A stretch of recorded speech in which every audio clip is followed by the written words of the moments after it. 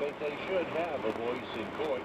They're considering the introduction of the notion of animal advocates who would be available in custody disputes, as well as an animal abuse case. It would be similar to what they have in the state of Rhode Island. It's not a very happy time in Italy. ABC's Megan Williams says many are not satisfied with the outcome of the recent Italian presidential election. In Italy, an enraged protest erupted outside Parliament after politicians re-elected outgoing President Giorgio Napolitano. After 2 days of voting, the deeply divided Parliament failed to elect a replacement for the almost 88-year-old Napolitano. He was set to step down in mid-May after completing a 7-year term. Napolitano will return to face a gridlocked Parliament with no prime minister, a worsening recession, and an ever more frustrated country. Megan Williams, ABC News, Rome. Parliamentary elections in Egypt will not go on as scheduled. President Mohamed Morsi's Muslim Brotherhood Party has been pushing to hold those elections for Parliament now, saying it's essential for stability and the transition to democracy. But they lost an appeal to reverse a court-ordered suspension. Last month, the lower court ruled that the law governing elections was illegal and that its passage by the Islamist-dominated temporary parliament was procedurally improper.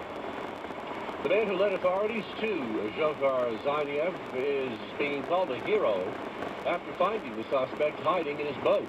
But no good deed goes unpunished. It seems David Henneberry's boat was left riddled with bullet holes and scorched by the stun grenades police tossed before finally apprehending the suspect. A California podcaster, though, Richard Bliss, is now spearheading an effort to get Henneberry a new boat. I just wanted to do something just to say we're thinking about you and we're supporting you and everybody in Boston. Henneberry found blood and other evidence of Zaniev's presence on Friday, and he notified police, and that was when they moved in. The Massachusetts Special Senate race continued. Final Democratic debate between Ed Markey and Congressman Steve Lynch scheduled for tomorrow night.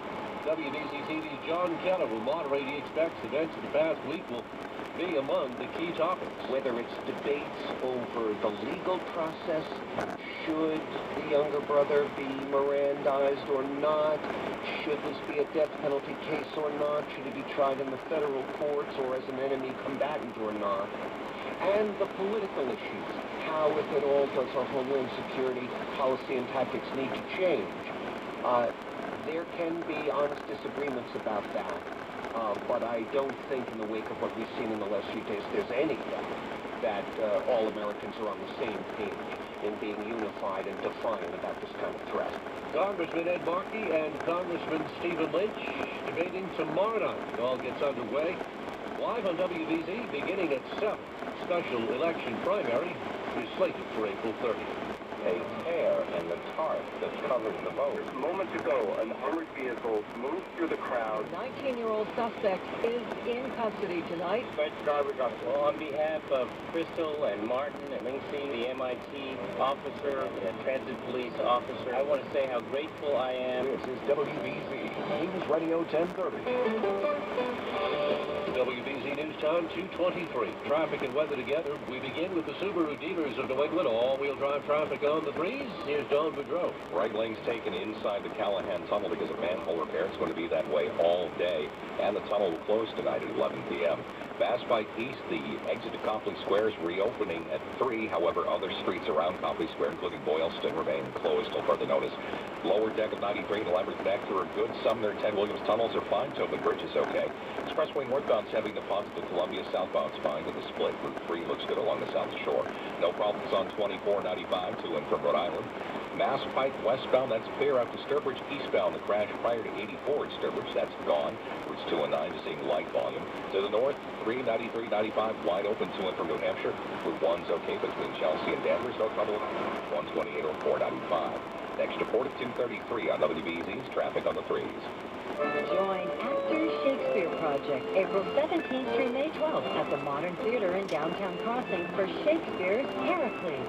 For tickets, visit actorshakespeareproject.org or call 866-811-4111. WBZ News Time 2:24. Let's get to the extended WBZ AccuWeather forecast right now. The 4-day forecast from meteorologist Brian Thompson. sunny and cool for the rest of the afternoon, a high near 50. And with the clear sky tonight, it's going to be chilly again, low 31 in some of the colder suburbs to 37 downtown. And still a cool day tomorrow. We'll have a gusty east wind, a high of 51 degrees. And if you're near the water, it's going to feel a lot cooler than that, despite a few breaks of sunshine. Chilly Tuesday, we'll see some off-and-on rain and drizzles as the storm comes up the east coast. Tuesday's high 46. Best chance for rain on Tuesday will be on the Cape, but still could reach around downtown as well. Milder on Wednesday. Clouds and some breaks of sunshine, high back up near 60. I'm active with the meteorologist Brian Thompson, WBC News Radio 1030. Right now in Boston, we have 9 and 50 degrees. WBC News Time 2:25. Time now for Health Watch. Numbers related to breast cancer are scary, with a very large number of women likely to develop the disease over her lifetime. But that's no reason for most women to take medications to reduce that risk. Guidelines just published in Annals of Internal Medicine conclude. Ben Hart, a breast cancer expert at Johns Hopkins, offers his view.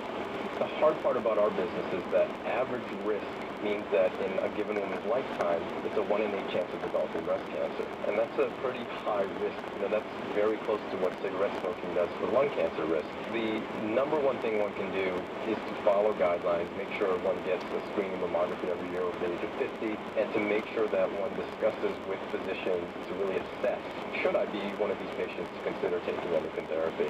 Hart says staying ahead of current research regarding diet and lifestyle is also a good idea. At Johns Hopkins, I'm Elizabeth Tracy. WBC News Time 2:26. The Park Honda Really Big Spring Event is going on now.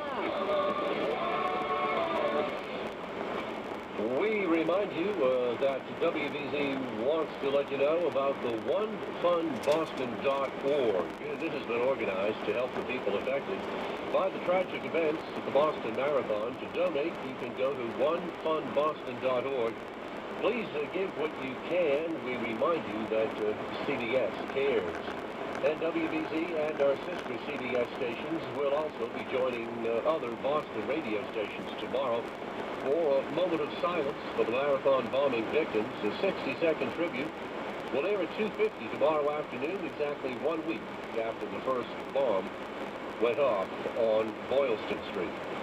WBZ News on 2:27. We take another check on the extended WBZ AccuWeather forecast right now. Right now, it is going to be clear and chilly tonight.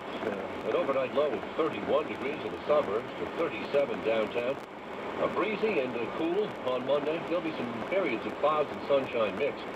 High temperature of 51 degrees, but it will feel a bit cooler than that due to the breeze. Tuesday will be cloudy and chilly. There could be some off-and-on rain or drizzle as well on Tuesday with a high of 46 degrees. We get a bit of a break on Wednesday. Midweek brings milder temperatures, clouds, and a few breaks of sunshine thrown in. Gets a bit on the warmer side on Wednesday with a high temperature expected to be 60 degrees. WBZ News Time is 2:28. We have got all the day's top stories coming your way next at 2:30. WBZ's Art Cohen.